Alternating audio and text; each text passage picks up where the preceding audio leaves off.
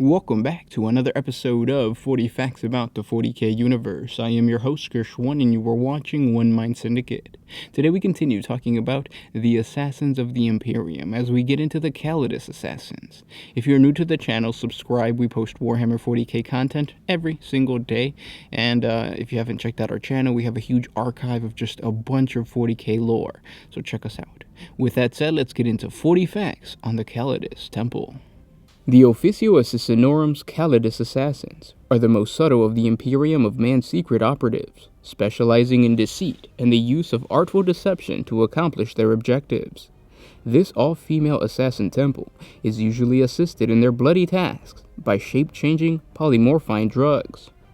Like all the other temples of the Officio Assassinorum, the Callidus Temple was originally founded on Terra in the late 30th millennium as the Callidus Clade during the Great Crusade, at the direction of the first Grand Master of the Assassins, Malcador the Sigillite.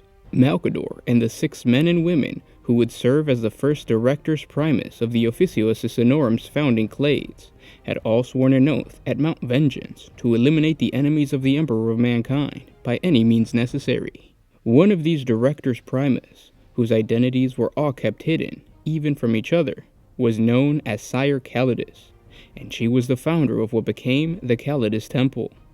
The headquarters, or temple, of the Callidus Clade was established somewhere on Terra, where it is still located today. Later, during the Horus Heresy, the Callidus Clade joined in with the other 5 clades to assemble an unprecedented execution force of Officio assassins, intended to slay the renegade War Master Horus and bring an early end to the terrible civil war of the heresy. This effort failed, though the Callidus Temple went on to prove a powerful instrument of imperial policy in later millennia. The vast majority of missions undertaken by Callidus assassins involved infiltrating a chaos cult or other heretical organizations in order to kill its leader along with other key members of the cult. Once the leadership of such a group had been removed, it is easier for the Imperium's regular armed forces to eliminate the cultists, without having to resort to extreme measures such as exterminatus.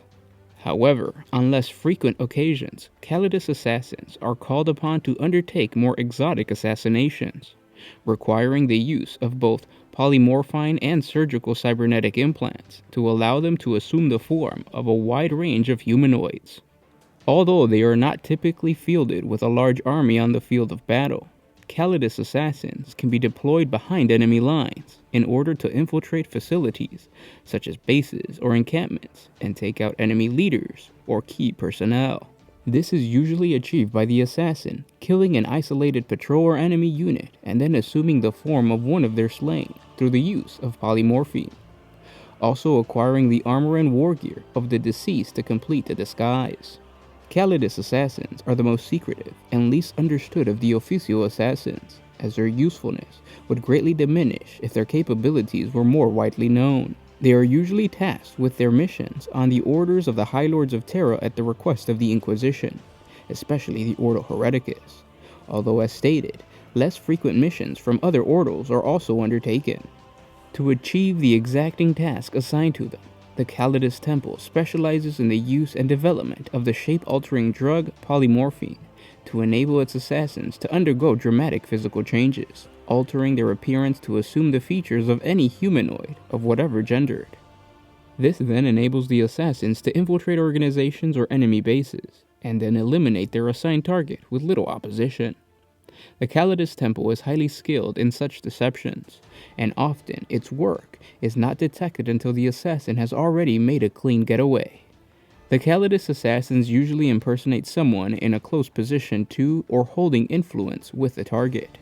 For example, a trusted advisor to a Chaos Lord, or the nursemaid to a child prophesied to cause much pain to the Imperium. All of the assassins of the Callidus Temple are trained in the use of polymorphine.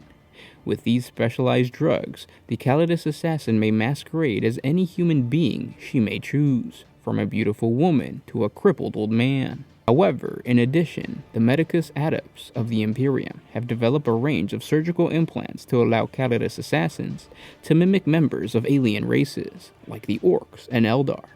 These implants consist of flexed cartilage and hardened synth skin similar to the use in the black carapace gene seed organ of the Space Marines.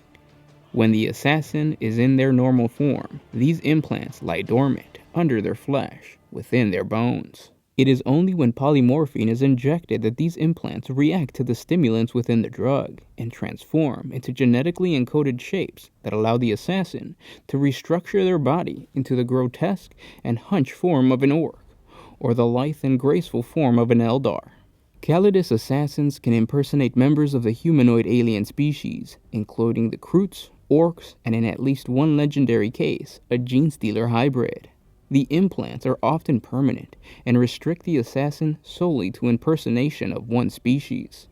It should be noted that more humanoid species like the Eldar, Dark Eldar, and by inference, most likely the Tau, can be mimicked without implants through the sole use of polymorphine. Over the centuries, the Director Primus of the Callidus Temple have learnt that the female body and physique is better able to implement these changes, and by and large, female Callidus novelites make better chameleons than men. As such, almost all Callidus assassins are actually women, regardless of who they are trying to impersonate. Callidus assassins undergo years of rigorous training to use polymorphine, and become one of the living weapons of the Callidus Temple. As part of its assassin training, the Callidus Temple practices innumerable ancient and secret martial arts. These arts train the assassin in many deadly forms of armed and unarmed combat, against which even a battle-trained foe would be hard-pressed to find a suitable defense. A Callidus assassin must move among the enemy as one of them, so the choice of weaponry is always limited, and in some cases, the assassin may be forced to fight with their bare hands. Even so, a Callidus assassin is just as deadly unarmed as when carrying the lethal but easily concealed weaponry preferred by their temple. On the battlefield, Callidus assassins are dropped behind enemy lines, where they use their cunning and skill at deception and stealth to infiltrate the enemy army. Usually this is done by eliminating certain individuals and taking their place, by disguising themselves with the recently deceased armor and war gear, and using polymorphine to change the shape of their body and face. The Callidus assassin can assume the identity of almost anyone in the enemy force. Using this technique, the Callidus assassin can get close to the enemy commander or powerful psyker, influencing their strategy, and finally killing them when the opportunity rises. And those were 40 facts on the Callidus assassin. I hope you guys enjoyed this video. If you did, share it with your friends on Facebook, Twitter, or whatever social media you guys use. It's really interesting to find out about the Callidus assassin because the lore behind them really paints a picture of how most Imperial assassins are kind of a one-time use, or they can only be used like maybe a couple times, and then they have to either sacrifice themselves, commit suicide, or they're kind of useless. I say that because if you're a Callidus assassin and you're tasked with killing a Dark Eldar, like Cabal leader, or if you're gonna kill a Craft World Farseer, no biggie. You can turn yourself into an Eldar, kill whatever it is that you're gonna kill, and then you can come back and you'll still look like an Eldar, but at the same time, like, you could always shave your ears off and kind of like go back into just regular humanoid life, because you'll look like just a really lean and elegant looking human. But if you transform into a orc, or if you transform into a Kroot, any other creature that's humanoid but at the same time you can tell is just off, you're screwed. After killing like the Orc Warlord, or after killing the Kroot Shaper, what is there for you to do? Like, you're basically a Xenos now. Anywhere you go to, you're gonna be mistreated. So something that the lore did not touch on, but I assume exists, is that when they're done, they either kill themselves or they go back to the temple. And if you go to the Callidus Temple, it's probably full of like retired assassins who just are a different race. So you'll have like orcs walking around, you'll have Kroots walking around, and they're all assassins, but they've all used the polymorphine drug to alter their bodies, and now they're just basically Xenos walking around.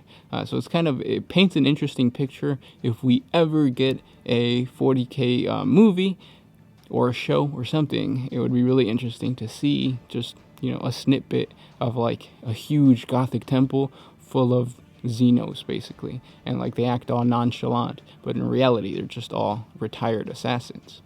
Now, on the actual tabletop, I've never played with any of the assassins, but I really want to, especially now that I've been doing more lore on the assassins. I play an Inquisition army, or I'm collecting an Inquisition army, so there's really no point for me not to play assassins, especially the Callidus, because I play orcs normally, like almost always, and I like playing Snickrot, because Snickrot has that special infiltrate rule where he just pops up out of nowhere. He has this little like blood axe gang or whatever, and they attack. But with the Callidus, I'm pretty sure they have a lot of tricks up their sleeves to be number one, infiltrators, and number two, survive out on enemy lines. So I really want to read up on their lore and find out if there's a good way to play them. If you yourself play Inquisition, or if you yourself play some type of Imperial army and you use Callidus assassins, comment down below, give me some pointers as to how I could use them in my army. Now, with all that said, this was a viewer request. A lot of you guys actually were commenting down in the comment section and saying, hey, you guys, you started the assassin storyline or the videos, but you haven't put up any assassin videos lately. What's going on? And so then we did that. So if there's anything that we started and that we haven't picked up on and you really want to see, comment down below. Give us that nudge to say, hey, you guys promised us the Bad App War, and it's been months and no Bad App War videos, which, by the way, are coming sometime.